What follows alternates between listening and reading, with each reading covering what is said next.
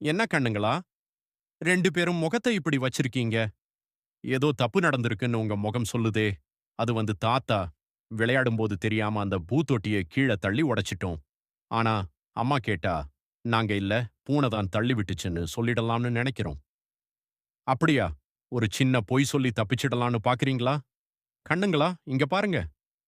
ஒரு தப்ப மறைக்க நீங்க ஒரு பொய் சொன்னா, அத மறைக்க அப்புறம் 100 பொய் சொல்ல வேண்டியிருக்கும். மனசுக்குள்ள ஒரு பயம் இருந்துகிட்டே இருக்கும். ஆனா உண்மைய சொல்லிட்டா, அந்த நிமிஷம் அம்மா திட்டுவாங்க தான். ஆனா உங்க மனசு லேசாயிடும். பொய் சொல்றது இருட்டுல நடக்கிற மாதிரி எப்ப வேணாலும் தடுக்கி விழலாம். ஆனா உண்மைங்கிறது சூரிய வெளிச்சம் மாதிரி. நேர்மையா இருக்கிற பிள்ளைங்கள தான் எல்லாருக்கும் பிடிக்கும். தப்பு பண்றத விட அந்த தப்ப மறைக்க பொய் சொல்றது தான் பெரிய தப்பு. புரிஞ்சுதா? புரிஞ்சுது தாத்தா. நாங்க இப்போவே போய் அம்மா கிட்ட உண்மைய சொல்லி மன்னிப்பு கேட்கிறோம்.